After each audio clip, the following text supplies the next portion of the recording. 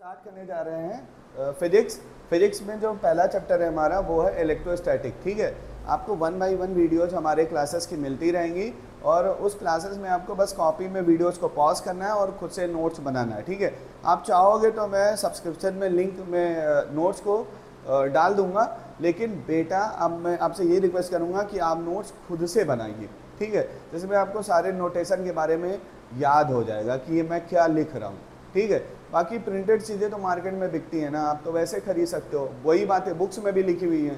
ठीक है, चलिए हम लोग स्टार्ट करते हैं इलेक्ट्रोस्टैटिक। ठीक है, इलेक्ट्रोस्टैटिक में आपको पता है कि जब हम इलेक्ट्रोस्टैटिक पे देखिएगा ध्यान से बेटा, इलेक्ट्रोस्टैटिक में जो हमारा पहला टॉपिक है वो है electric charge and it's property, दूसरा टॉपिक है मेथड ऑफ चार्जिंग, तीसरा हमारा इलेक्ट्रोस्कोप है और चौथा हमारा कूलाम्स लॉ है। ठीक है, पहली बात है कि इलेक्ट्रिक चार्ज और इट्स प्रॉपर्टी ये तुमने क्लास 10th में पढ़ा है। ठीक है, आपको पता है कि अगर हम चार्ज की बात करें तो हमें कभी भी फ्री चार्ज मिल नहीं सकता है। फ्री चार्ज नहीं मिल रहा, केमिस्ट्री में आयंस के फॉर्म में मिलते हैं। ठीक है, लेकिन फिजिक्स में बोला जाए कि आपको कहीं इलेक्ट्रॉन को ला के दे देगा तो ये इलेक्ट्रॉन मिलना हमें इम्पॉसिबल है। ठीक है, इलेक्ट्रॉन नहीं मिल सकता हमें। वो बात अलग की है कि हम कॉपी पे लिखते हैं हाँ कि ये ई माइनस होगा, ई पॉजिटिव होगा। ठीक है, तो बेटा नेक्स्ट स्टार्ट करते हैं। देखिएगा यहाँ से ये पेन और फिर बेटा देखिएगा, ठीक है,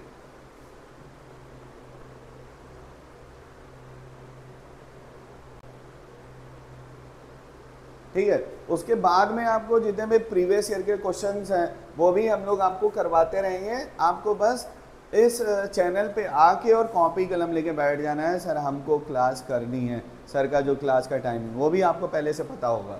ठीक है, तो चलो स्टार्ट करते हैं। ये पेन और चला जा कहाँ गया, ठीक, चलो बेटा स्टार्ट करके देखिएगा।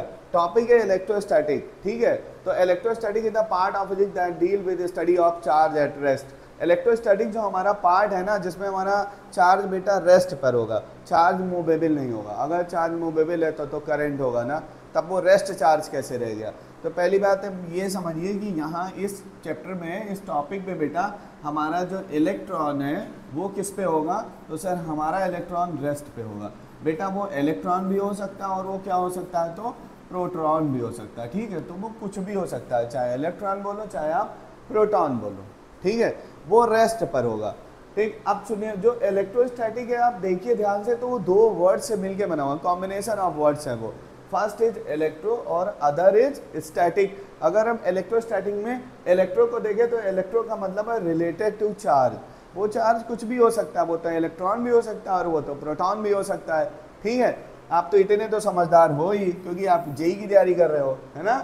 ठीक है, नेक्स्ट क्या है, तो स्टैटिक का मतलब है रेस्ट यार भाई, रेस्ट पर होगा। अगर रेस्ट पर है तो फिर अब सुनिएगा, अब सर हम डिफाइन करते हैं, मतलब हमें ये समझ में आ गया कि इलेक्ट्रोस्टैटिक में जो चार्ज होगा वो रेस्ट पर होगा, चार्ज मूवेबल नहीं होगा।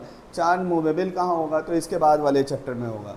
इसके बाद वाले चैप्टर में आप चार्ज को खूब चलाइए, खूब दौड़ाइए, उसको बोलेंगे करंट। ठीक है, चलो स्टार्ट करते हैं चार्ज को। तो देखो अब चार्ज की बात आती है, वैसे तो तुम्हारा जो दिमाग है वो क्लास 10th में पहुंच जाता है। सर हमारे 10th वाले सर ने तो बताया था कि जो चार्ज होता है, चार्ज एक फंडामेंटल प्रॉपर्टी है। तुरंत हमारे सर ने कॉपी में लिखवाया था कि charge is an fundamental property. Sir ये फंडामेंटल क्या होता है, फंडामेंटल, अबे भाई तुम भी तो खुद में फंडामेंटल हो, क्योंकि तुम एक बार बन गए, अब तुमको मैं नहीं बना सकता, समझ गए ना। तुम एक आइडियल फॉर्म हो, तुम्हारे में मैं कोई चेंज नहीं कर सकता। हाँ तुम्हारे दिमाग में चेंज कर सकता हूँ कुछ चीज़ें डाल बाल के। ठीक है, वो फिजिक्स पढ़ा रहा हूँ आपको। चलो, तो चार्ज में क्या होता है कि बेटा charge is the property of particle due to which it can create. क्या क्या क्रिएट कर सकता है कोई चार्ज, या तो इलेक्ट्रिक फील्ड क्रिएट कर सकता है या तो मैग्नेटिक इफेक्ट क्रिएट कर सकता है।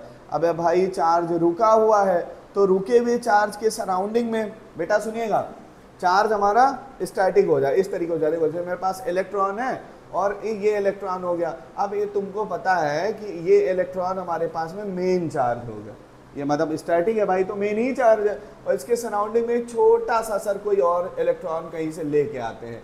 तो ये वाला इलेक्ट्रॉन इस वाले इलेक्ट्रॉन को जब मैं करीब लाने की कोशिश करूंगा तो मैं क्या करूंगा, फोर्स अप्लाई करूंगा, है ना।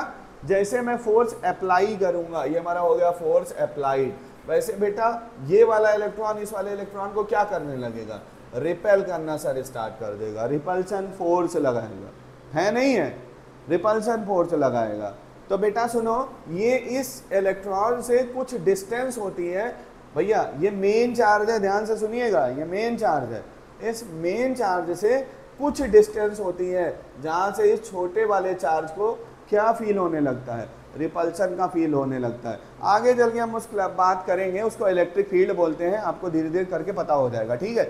लेकिन ये जो रुकने वाला आपको फोर्स पता चल रहा है ना कि हमारा चार्ज तो सर ये रेस्ट पर है और ये वाला चार्ज तो मूवेबल है, और इस चार्ज को हम इस चार्ज के करीब लेके आ रहे हैं, तो सर जब लेके आते हैं तो इस वाले चार्ज पे हमें रिपल्सिव फोर्स का फील होना स्टार्ट हो जाता है नहीं है।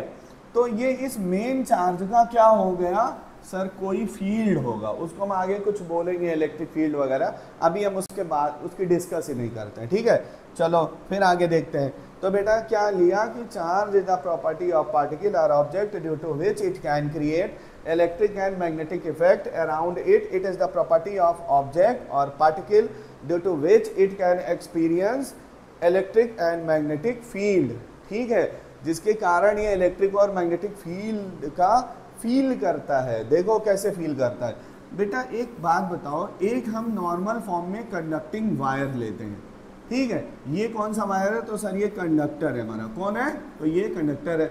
अच्छा, एक ये कंडक्टर वायर ए है और दूसरा एक कंडक्टिंग वायर हम आपसे बोलते हैं और भी ले आओ, दो ले आओ, दो भी आप क्या ले आओ, दो कंडक्टिंग वायर ले आओ, एक ए है वायर और दूसरा वायर नंबर बी है। और अब हम आपसे बोले कि ए और बी में आप कोई फोर्स का फील कर पा रहे हो, जब आप दोनों तार को इस वाले वायर को इस वाले वायर को पास में रखे हो, तो क्या आप किसी फोर्स का फील कर पा रहे हो, तो आपका क्या रिप्लाई आएगा, नहीं सर मैं फोर्स का फील कैसे करूंगा, इस पर तो कोई कुछ है ही नहीं, ना कोई इलेक्ट्रिसिटी फ्लो कर रही है और ना इसके पास कोई चार्ज है नहीं है, बोलोगे तो आप यही ना, ठीक है। उसके बाद नई सिचुएशन बताते हैं। अब क्या करते हैं हम लोग कि ये जो हमारे पास कंडक्टर है ना, ये जो पहला वायर नंबर ए था और दूसरा आप वायर इसके करीब लेके चले आइए, जिसको बोलेंगे वायर बी। अब बेटा ध्यान से देखिए, ए और बी दोनों को आप कहीं से बाहर से चार्ज देना स्टार्ट कर दीजिए, इस वाले को भी और इस वाले वायर को भी बाहर से आप चार्ज देना स्टार्ट कर दीजिए। हम बोलेंगे इसकी चार्जिंग स्टार्ट कर दो, क्या कर दो, चार्जिंग स्टार्ट कर दो, यहाँ भी चार्जिंग स्टार्ट कर दीजिए और यहाँ भी चार्जिंग स्टार्ट करिए। जैसे आप इसकी चार्जिंग स्टार्ट करेंगे आप देखेंगे दोनों वायर पता नहीं कैसे इस तरीके से बेंड होना स्टार्ट कर देते, ये वायर इधर की तरफ भागता है और ये वाला वायर इस तरीके से इधर की तरफ भागता है, तो वायर में अपने आप बेंडिंग स्टार्ट हो जाती, दोनों वायर एक दूसरे से दूर की तरफ शिफ्ट हो जाते हैं। तो बेटा ये किस कारण से हो गया, क्योंकि तब ये देखा गया कि मैंने दोनों वायर को, चाहे ये वायर 1 हो चाहे ये वायर 2 हो, चाहे वायर ए हो या वायर बी हो, इस दोनों वायर को हम लोगों ने किसी सर बैटरी के सेम टर्मिनल से जोड़ा था।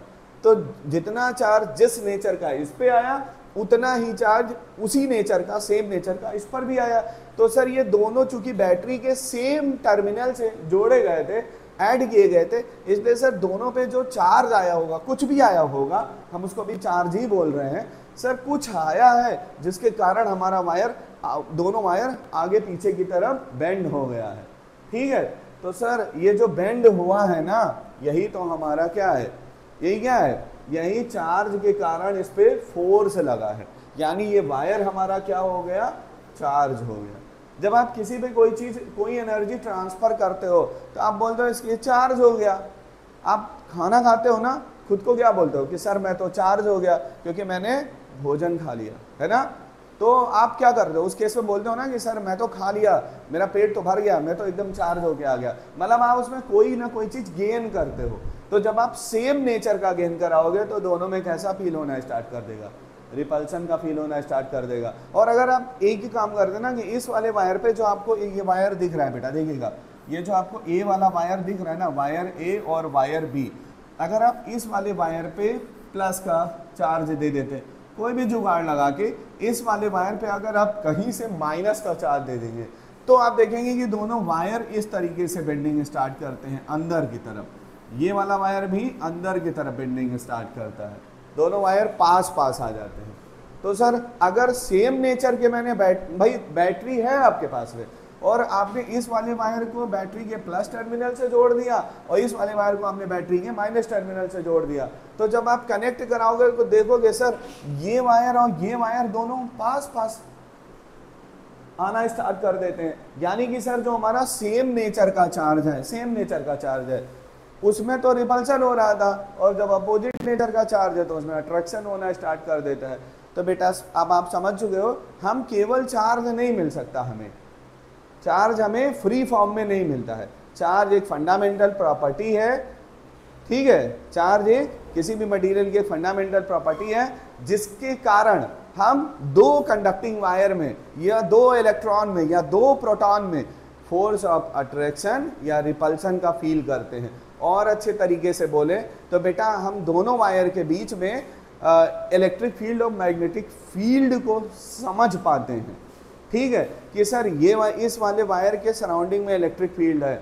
आप सुनो, अभी तो सुनिए कि अभी जो टाइम चल रहा है ना, जुलाई का टाइम चल रहा है ना, तो जुलाई के टाइम में आप देख दो ना इन्वायरमेंट में कितना ज़्यादा ह्यूमस है, मतलब वाटर ज़्यादा है एयर में हमारे।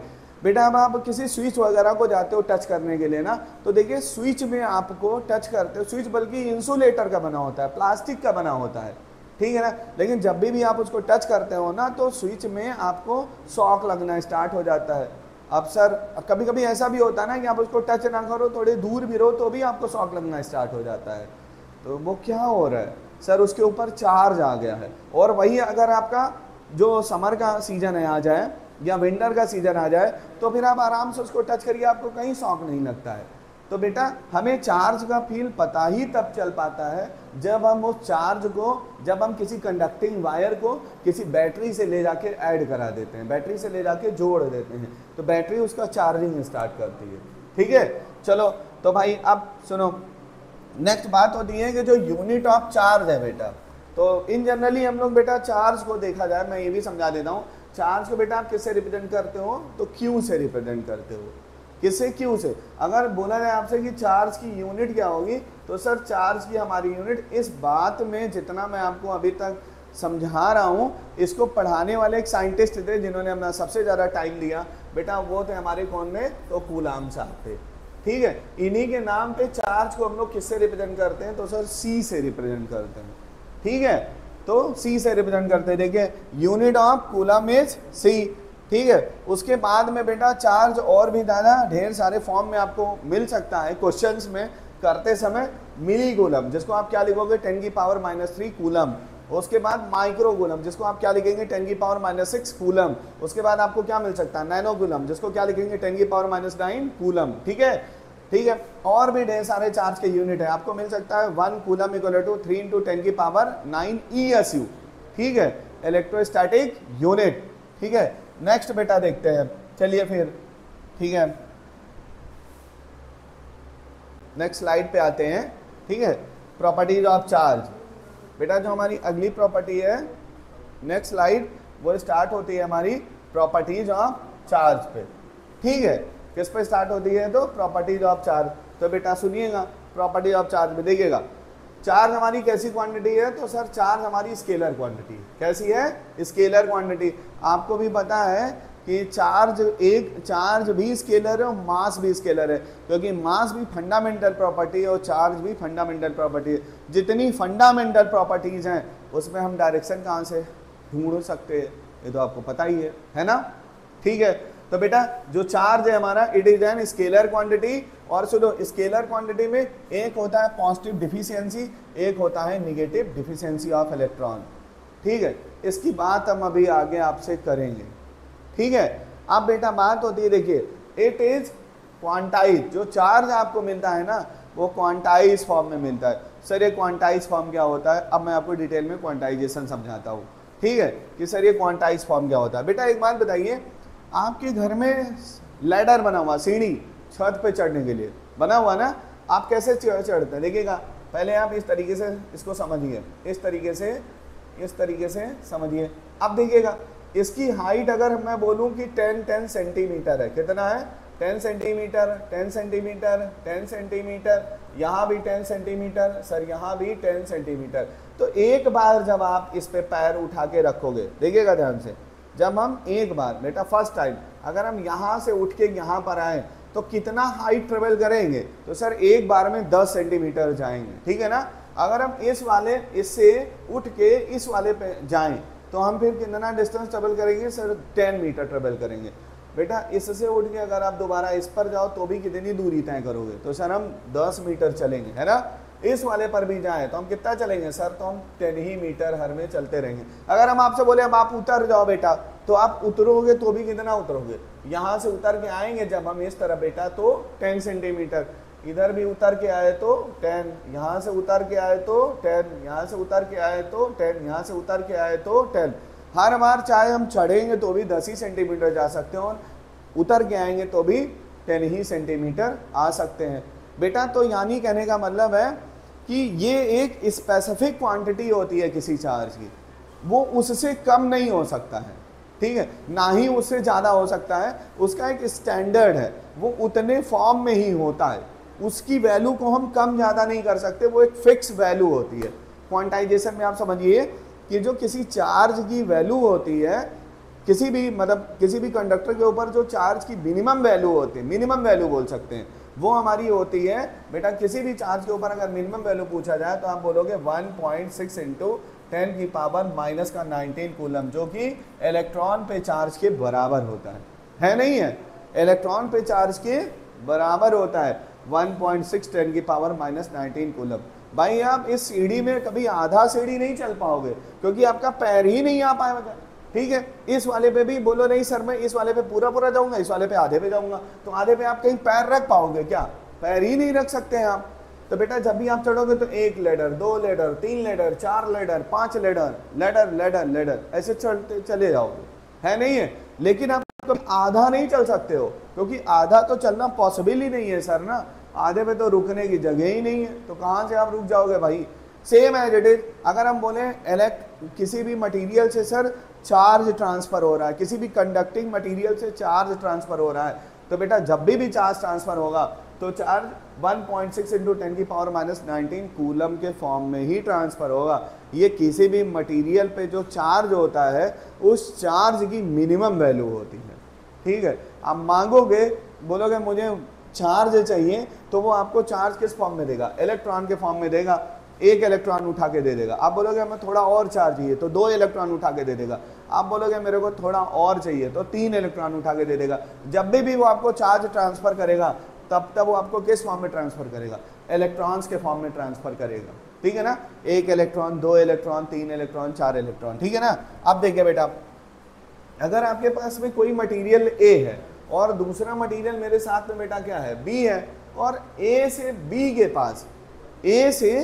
के पास एक इलेक्ट्रॉन एक कोई चार्ज जाता है, एक इलेक्ट्रॉन जाता है, तो यहाँ पे किसका नेचर आएगा, प्लस का, क्योंकि ये डोनर है। और जो एक्सेप्टर होता है उसके पास आपको पता है केमिस्ट्री में कितना आता है, एक कोई चार्ज आता है माइनस का, है ना।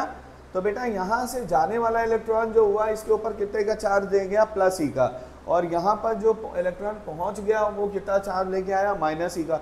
जब सिंगल इलेक्ट्रॉन ट्रांसफर हुआ है ना, कितना इलेक्ट्रॉन ट्रांसफर हो रहा है, 1 ही का। और बेटा सेम बोलेंगे अगर इसी सेम मटेरियल से इलेक्ट्रॉन ट्रांसफर हो रहा है लेकिन सर अब की बार हम 2 इलेक्ट्रॉन रिलीज करेंगे, 2 प्लस लगाएंगे, तो यहाँ पे कितना इलेक्ट्रॉन पहुंच जाएगा, 2e का इलेक्ट्रॉन आ जाएगा। यहाँ से कितना इलेक्ट्रॉन ट्रांसफर हो रहा है, 2e का। मतलब आप ध्यान से देखिए, एक बार में e गया, दूसरे बार में 2e आया। अब फिर लिखते हैं बेटा, फिर हम 3 इलेक्ट्रॉन ट्रांसफर करते हैं 3e का, तो यहाँ पे कितना चार्ज आएगा सर, माइनस का 3e का चार्ज आ जाएगा, है ना। तो देखो जितना जा रहा है उतना ही उस पर कलेक्शन हो रहा है। अच्छा अगर हम आपसे और बोले कि बेटा इस ए से जो है हमारा प्लस का एनी इलेक्ट्रॉन ट्रांसफर हो रहा है, तो आप बोलोगे सर हमारे वाले बी पे कितना आएगा, माइनस का एनी चार्ज आएगा। तो बेटा जितना चार्ज गया उतना ही चार्ज आप पे आ रहा है, चार्ज के वैल्यू में कोई चेंज नहीं हो रहा। फिर हम अगर आपसे बोले बेटा जो ए है ना प्लस माइनस एनी, हम बोले यहाँ से प्लस का क्यू चार्ज जा रहा है, बोलोगे सर कोई बात नहीं, हमारे बी पर भी माइनस क्यू चार्ज आ रहा है, चार्ज बीच में कहीं लॉस ही नहीं हो रहा है नहीं है। और जो सर जो चार्ज आ रहा है ना वो ई के फॉर्म में आ रहा है, देखिएगा इधर भी ई आ रहा है, यहाँ भी, यहाँ भी, यहाँ भी, यहाँ भी ई ही आ रहा है, ठीक है ना। तो हम अगर यहाँ से बेटा बात करें आपसे तो क्या बोलोगे कि सर जो चार्ज क्यू होता है ना वो या तो प्लस का एनी इलेक्ट्रॉन रिलीज होगा या तो माइनस का एनी इलेक्ट्रॉन आएगा। दोनों बातों को मिला के आप Q बराबर क्या लिखना स्टार्ट कर दोगे, प्लस माइनस एनी के बराबर। इसका इलेक्ट्रॉन आएगा प्लस माइनस एनी के बराबर का इलेक्ट्रॉन आएगा, है नहीं है, सॉरी प्लस माइनस एनी के बराबर का चार्ज आएगा, ठीक है। फिर लिखते हैं बेटा सुनो, तो देखिए इट इज क्वांटाइज। क्वांटाइज मतलब किसी चीज को मिनिमम उतने फॉर्म में आप डिडक्ट कर दो कि उससे ज्यादा मिनिमम उसकी वैल्यू पॉसिबल ना हो, उसको हम क्या बोलते हैं, सर मैंने इसको क्वांटाइज कर दिया, सर मैंने इसको इतने छोटे छोटे टुकड़ों में बांट दिया। तो आप यहाँ पे चार्ज को किस टुकड़े में बांटते हैं, plus minus any, E where is E is 1.6 into 10 की पावर माइनस का 19 कूलम के फॉर्म में आप डिवाइड करते हैं, है ना। अच्छा एक बात तो आपको पता ही है, नेक्स्ट पॉइंट पे आते हैं बेटा, देखिएगा लाइक पॉइंट चार्ज रिपेल। जो लाइक चार्जेस हैं बेटा वो एक दूसरे को रिपेल करते हैं, है ना। लाइक चार्जेस जितने भी होते हैं वो एक दूसरे को रिपेल करते हैं। आपको पता है कि सेम नेचर है, ये इधर भी प्लस और इधर भी प्लस, इधर भी माइनस और इधर भी माइनस, तो बेटा दो प्लस नेचर के चार्ज है तो रिपल्सन पॉसिबल है, एफआर फोर्स लगेगा, रिपल्सन फोर्स लगेगा, है ना। कौन सा फोर्स लगेगा, तो रिपल्सन फोर्स। और बेटा अगर इधर भी क्या लगेगा, दो निगेटिव है तो भी फोर्स कौन सा काम करेगा, एफआर, और इधर भी फोर्स कौन सा काम करेगा, रिपल्सिव फोर्स। बेटा अगर दोनों में कोई एक फोर्स प्लस और दूसरा जो कंडक्टर है वो निगेटिव नेचर का हो जाए तो बेटा इसमें तो आपको पीएचडी है कि आप तुरंत बता दोगे सर अपोजिट जेंडर में तो हमको प्रेम ही होता है भाई, है ना।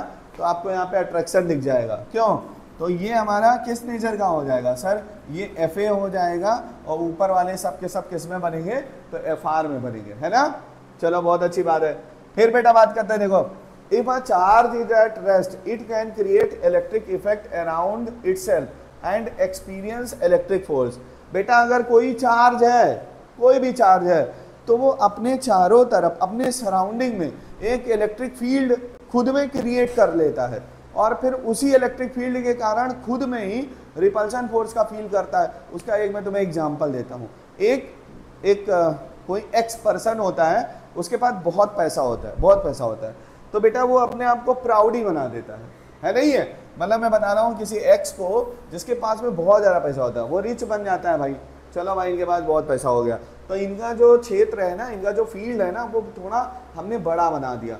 इनको यहाँ से एक्स को यहाँ से यहाँ तक लोग जानते हैं, इतने लोग जानते हैं, है नहीं है। अच्छा एक दूसरा कोई हम लोग वाई भी लेके आते हैं बेचारे को, तो वाई का भी अपना एक फील्ड है।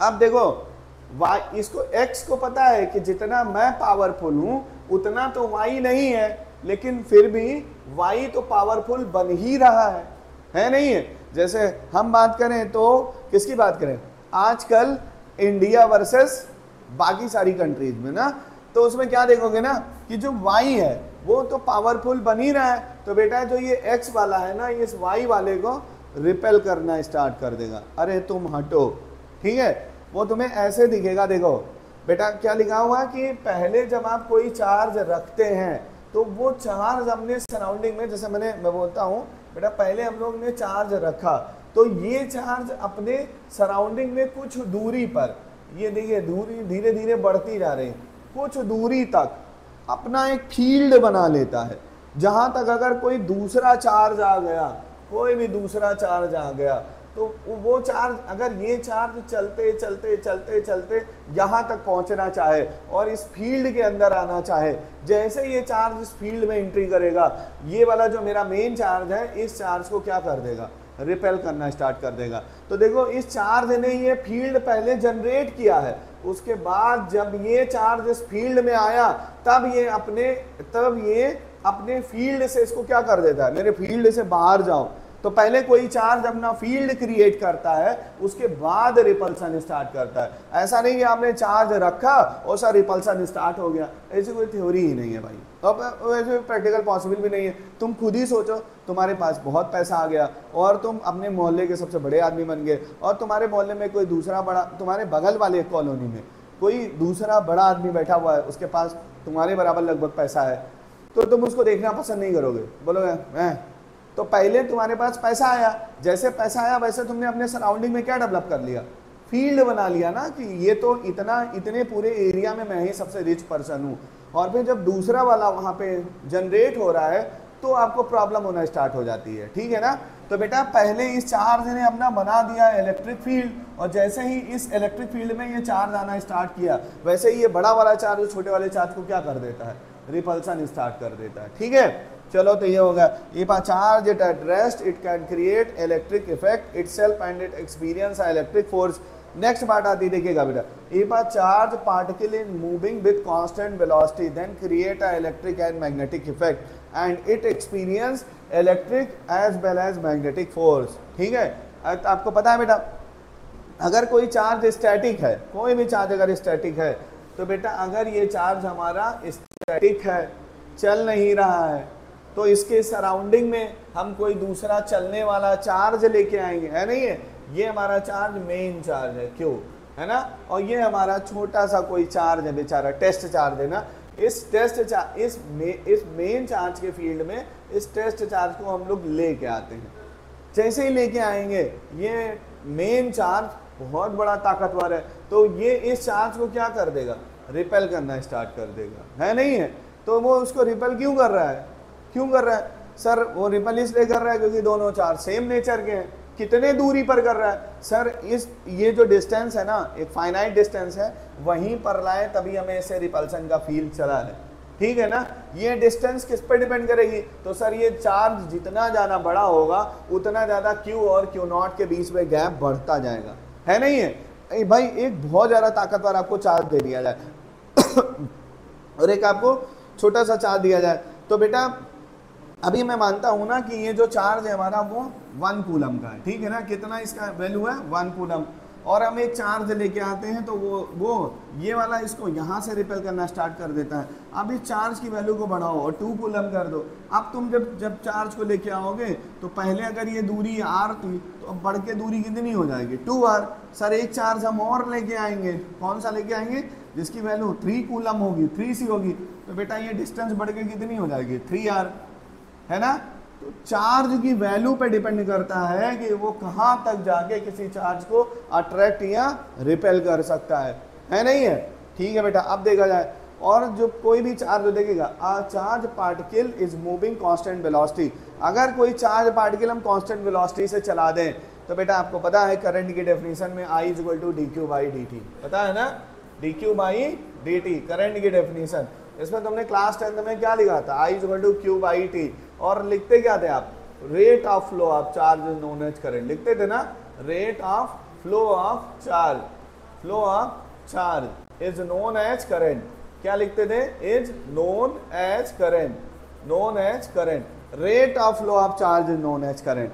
मतलब चार्ज फ्लो करे, जिस रेट से फ्लो करेगा उसको हम लोग क्या बोलते हैं, करंट। मतलब हमारा चार्ज मूवेबल होना चाहिए, हम उसको क्या बोल देंगे कि सर यहाँ पे करंट है। और बेटा सुनो, अब करंट है तो जब तक वही चार्ज रुका हुआ है, बेटा अगर इस चार्ज को रोक दिया जाए, चलाया ना जाए इस क्यू चार्ज को, तब ये अपने सराउंडिंग में किसी चार्ज को अगर रिपेल करता है या अट्रैक्ट करता है, तब हम बोलेंगे इस चार्ज के सराउंडिंग में इलेक्ट्रिक फील्ड है। कौन सा फील्ड है सर, इस चार्ज के सराउंडिंग में इलेक्ट्रिक फील्ड है। और ये इसी सेम चार्ज को बेटा, इसी सेम चार्ज को अगर हम लोग ऐसा करें कि सर ये वाला तो जो हमारे पास चार्ज है ना प्लस क्यू का, अब की बार हम इसको चलाएंगे v वेलोसिटी से, v constant velocity, constant v बराबर कांस्टेंट, v मतलब यहाँ पे क्या बेटा, मैं साफ साफ लिखता हूँ, ये हमारा चार्ज हो गया q जो प्लस नेचर का है, ये चार्ज हमारा कांस्टेंट वेलोसिटी से चलता है। किस वेलोसिटी से,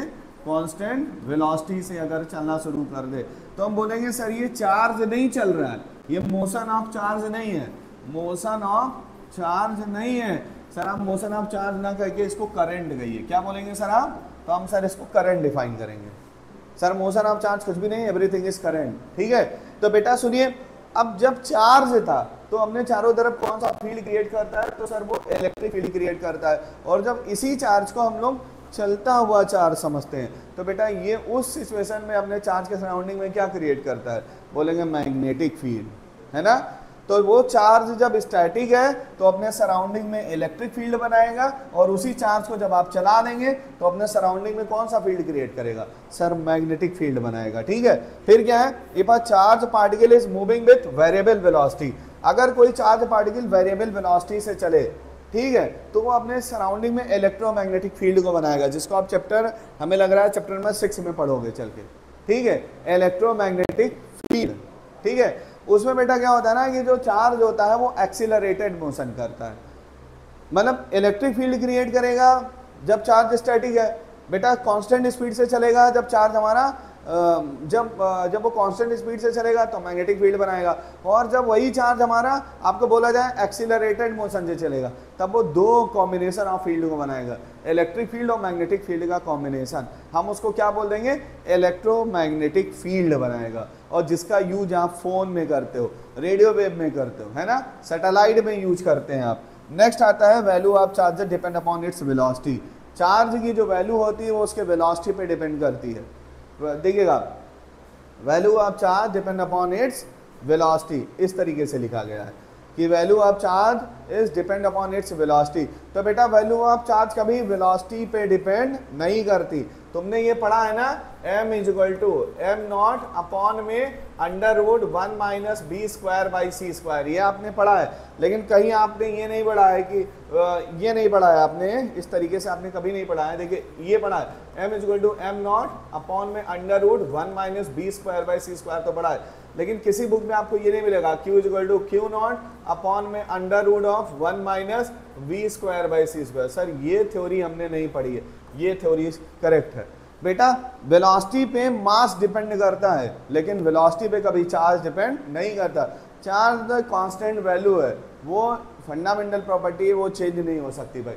हाँ मास भी फंडामेंटल है, लेकिन मास में आइंस्टाइन के आने के टाइम पे, मॉडर्न फिजिक्स के आने के टाइम पे उन्होंने ये प्रूव किया था कि मास हमारा वेरिएबल है, मास वेरी करता है, लेकिन चार्ज हमारा वेरिएबल नहीं होता, चार्ज की वैल्यू हमेशा कांस्टेंट होती है, ठीक है। नेक्स्ट आते हैं बेटा, देखिएगा नेक्स्ट स्लाइड पे आते हैं, फिर देखिएगा आप यहां से बेटा, पेन लिया और ठीक है। नेक्स्ट बेटा देखा जाए तो यहाँ पे क्या है, मटेरियल का डिस्ट्रीब्यूशन, ठीक है। मटेरियल के डिस्ट्रीब्यूशन में आप ध्यान दीजिए। तो बेटा सुनिएगा, हमारे पास जो मटेरियल है, अभी हम लोग बात कर रहे हैं कंडक्टर, ठीक है, टॉपिक है कंडक्टर या मेटल। इसमें जो है बेटा नॉन कंडक्टर है, फर्स्ट इज नॉन कंडक्टर, उसके बाद में कंडक्टर, फिर इंसुलेटर की बात करेंगे, ठीक है। तो सुनिए, अभी हम बात करें बेटा, देखिएगा यहाँ पे नॉन कंडक्टर्स, एक सेकंड रुकिएगा।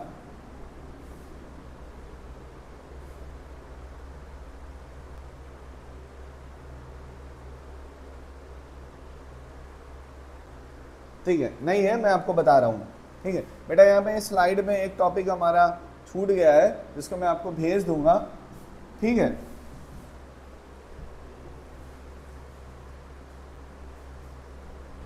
चलिए, तो ठीक है,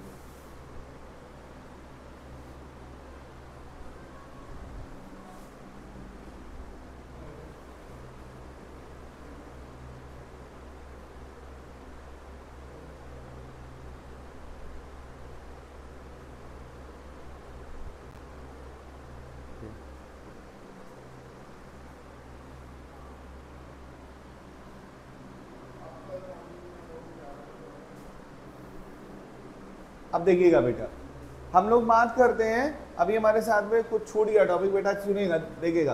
पहले हमारे साथ बात होती है, टॉपिक क्या नाम है, कंडक्टर्स या मेटल, ठीक है। तो बेटा सुनिएगा, कंडक्टर्स मेटल में फर्स्ट इज कंडक्टर हमको पढ़ना है, कंडक्टर। देन उसके बाद में बेटा हमको पढ़ना है सेमी कंडक्टर, क्या पढ़ना है, तो सेमी कंडक्टर पढ़ना है। उसके बाद में बेटा हमको पढ़ना है, ये फर्स्ट है, ये हमारा सेकेंड है, देन थर्ड हमको पढ़ना था नॉन कंडक्टर। क्या पढ़ना है sir? Non conductor, non conductor. ठीक है, तो चलो बात करते हैं मेरे कंडक्टर्स की। बेटा कंडक्टर्स आपको पता है, अगर हम सेल थ्योरी की बात करें तो ये हमारा बीच में कहीं न्यूक्लियस होता है। क्या होता है? न्यूक्लियस। और इसके सराउंडिंग में सेल होती हैं।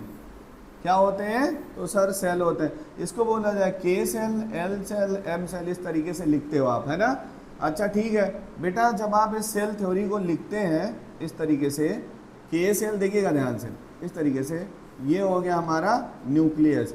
फिर ये के सेल और ज़्यादा बढ़े जाए तो ये एल सेल, और ज़्यादा बढ़ के जाए तो ये एम सेल, और ज़्यादा बढ़ के जाए तो एन सेल। इस तरीके से सेल बढ़ता रहता है।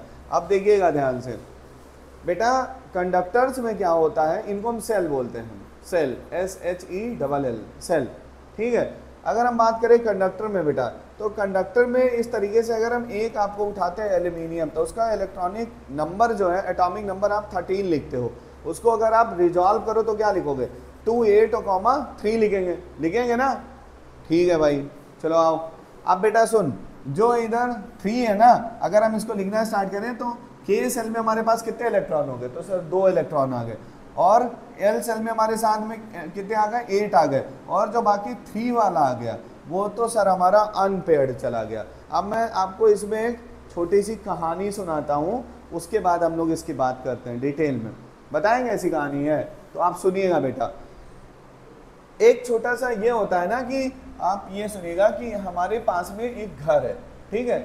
ये घर में न्यूक्लियस है, ये देखिएगा, ये किसका कमरा है? तो हमारे पापा जी का कमरा है। इसके बाद में कौन रहता है? तो सर हमारा छोटा वाला भाई। कौन रहता है? तो सर हमारा छोटू रहता है। इसमें कौन रहता है? तो इसमें मैं रहता हूँ। ठीक, अब सुनो पहले बेटा, न्यूक्लियस के करीब कौन है? तो ये छोटे वाले भाई का कमरा है ना, जिसमें 2 और 8 इलेक्ट्रॉन है। ये वाला कौन सा है? ये हमारा बाहर वाला कमरा है ना। अच्छा, बाहर मोहल्ले से जब कोई बुलाने आता है, कोई दोस्त वगैरह, तो यहाँ पे कोई हॉर्न वगैरह बजाएगा बाइक का, और उसके बाद में तुम्हारा जो भाई है ना, बड़ा वाला भाई, वो इधर से निकल लेगा। क्या अरे भाई, मम्मी तो समझ नहीं पाएंगी, पापा तो देख नहीं पाएंगे, चलो मैं बाहर से घूम के आता हूँ, फिर आके यहाँ पे चलाऊंगा, अपने सेल में आके बैठ जाऊंगा, कमरे में आके बैठ जाऊंगा। पापा को पता लगेगा कि बेटा तो पढ़ रहा है, लेकिन बेटा तो पढ़ नहीं रहा होता है ना। बेटा उस समय कहाँ चला जाता है? घूमने चला जाता है। तो ये जो बाहर वाला कमरा है ना, इससे पापा की बॉन्डिंग क्या है? बहुत कम है। लेकिन ये जो अंदर वाला कमरा है ना, आपके छोटे भाई का कमरा, इस कमरे से पापा के कमरे की बॉन्डिंग बहुत तेज है। तो अगर इसका दरवाजा खुला तो पापा को पता चल जाएगा, तो पापा जाने नहीं देंगे, रोक देंगे, है ना।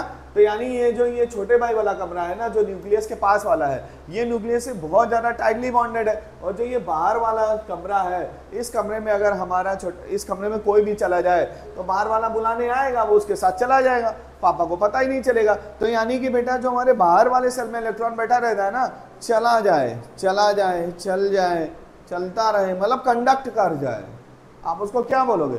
सर ये कंडक्ट हो गया, ये चल सकता है। तो यानी इलेक्ट्रॉन, यहाँ से इलेक्ट्रॉन क्या करेगा?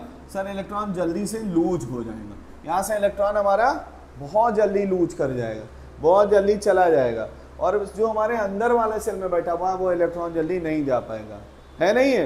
तो अगर हम इस सेल थ्योरी को इस तरीके से देखें, देखिएगा, हम इधर बनाते हैं, यहाँ पे ये हमारा हो गया न्यूक्लियस, ये हमारा कौन सा हो गया बेटा? तो इसको बोलेंगे वैलेंस सेल, और इसको क्या बोल दें? सर ये हमारा कंडक्शन सेल है। और हम एल्यूमिनियम की बात करें तो एल्यूमिनियम का क्या लिखते हैं हम लोग? 2, 8 और 3। तो बेटा जो 2 और 8 का कॉम्बिनेशन है वो तो वैलेंस सेल में चला जाएगा, और जो 3 का कॉम्बिनेशन है वो कंडक्शन सेल में चला जाएगा। और कंडक्शन सेल हमारे न्यूक्लियस से बहुत ही ज़्यादा दूर होता है, बहुत ज़्यादा दूर होता है। तो ये बहुत इजीली इलेक्ट्रॉन को रिलीज नहीं कर सकता, सॉरी, बहुत इजीली इलेक्ट्रॉन को रिलीज कर सकता है। यानी इसमें जो इलेक्ट्रॉन बैठा है वो न्यूक्लियस से टाइटली बॉन्डेड नहीं है। तो जो भी न्यूक्लियस से टाइटली बॉन्डेड नहीं होगा वो बेटा इजीली लूज हो जाएगा। इसको यहाँ से रिमूव करने के लिए अगर हम एनर्जी के टर्म में बात करें तो इसको यहाँ से इलेक्ट्रॉन को रिलीज करने में बहुत कम एनर्जी की नीड पड़ती है, इलेक्ट्रॉन बहुत आसानी से टूट जाता है। तो बेटा हम कंडक्टर्स उनको बोलते हैं, अगर आपसे कोई कंडक्टर पूछे तो आप बोलोगे कि कंडक्टर्स हैविंग क्या क्या चीज़ होना चाहिए? तो सर उसके पास में कंडक्शन सेल होना चाहिए। क्या होना चाहिए बेटा, साफ साफ लिखते हैं। तो कंडक्टर्स के पास क्या क्या जरूरत है, अगर कोई कंडक्टर है तो कंडक्टर के पास क्या होना जरूरी है, तो बेटा पहली बात, फर्स्ट बात, उसके पास क्या होना चाहिए, तो सर कंडक्शन सेल चाहिए। कौन सा सेल चाहिए सर, कंडक्शन सेल चाहिए। दूसरी बातें क्या चाहिए बेटा, सेकेंड सर उस सेल में इलेक्ट्रॉन भी चाहिए, है ना। सेल में क्या चाहिए, सेल के पास में बेटा, तो सर हमारे सेल में इलेक्ट्रॉन भी चाहिए। क्या चाहिए, इलेक्ट्रॉन भी चाहिए, है ना। उसके बाद में बेटा फिर क्या चाहिए, तीसरी बात है हमको क्या चाहिए सेल के बारे में, तो बेटा जो सेल होगा, जो अगर वो कंडक्टर है तो बेटा वो हीट के लिए भी हीट के फॉर्म में क्या हो जाएगा, गुड कंडक्टर हो जाएगा। बहुत तेजी से हीट को एब्जॉर्ब करेगा और बहुत तेजी से हीट को रिलीज करेगा। ठीक है, नेक्स्ट है बेटा उसका जो रेजिस्टेंस है वो बहुत ही ज्यादा लो होगा, वेरी लो रेजिस्टेंस हो जाएगा। क्या हो जाएगा, वेरी लो रेजिस्टेंस चला जाएगा। ठीक है, फिर बात करें बेटा, ये तो कंडक्टर्स की बात है नहीं है। अब इंसुलेटर की थ्योरी पे आते हैं। तो इंसुलेटर में देखिएगा, इंसुलेटर में क्या होता है बेटा, सॉरी सेमीकंडक्टर में बेटा, तो सेमीकंडक्टर की बड़ी अजीब स्टोरी है नहीं है। इसको बोल सकते हो थर्ड जेंडर ऑफ मेटल। अबे थर्ड जेंडर ऑफ मेटल समझते हो, इनके पास कुछ है ही नहीं है नहीं है, इच्छाएं इनकी बहुत हैं। अब सुनो पहले, कैसे सुनोगे बेटा, ये हमारा न्यूक्लियस है, ये हमारा वैलेंस सेल है और ये हमारा कंडक्शन सेल है। इसके कंडक्शन सेल में इलेक्ट्रॉन ही नहीं होता, ये इसका जो नो इलेक्ट्रॉन, इसका जो कंडक्शन सेल है वो खाली पड़ा रहता है, कोई इलेक्ट्रॉन ही नहीं होता, सारा का सारा इलेक्ट्रॉन न्यूक्लियस और वैलेंस सेल में होता है। लेकिन इसकी एक प्रॉपर्टी होती है सेमीकंडक्टर की, अगर तुम इसे एक स्पेसिफिक टेम्परेचर तक बेटा, अगर हम सेमीकंडक्टर की प्रॉपर्टी बात करते हैं, सेमी कंडक्टर, तो इसमें क्या करना है, एक स्पेसिफिक टेम्परेचर तक अगर आप सेमीकंडक्टर को हीट कर दो, गर्म कर दो, तो semiconductor it behave like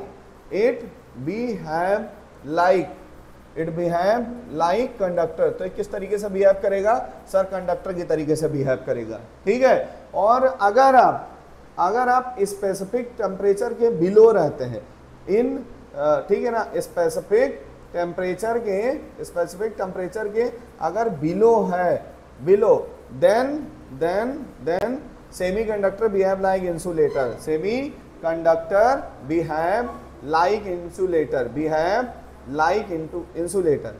behave like insulator. तो किस तरीके से काम करेगा सर, इंसुलेटर की तरीके से काम करेगा।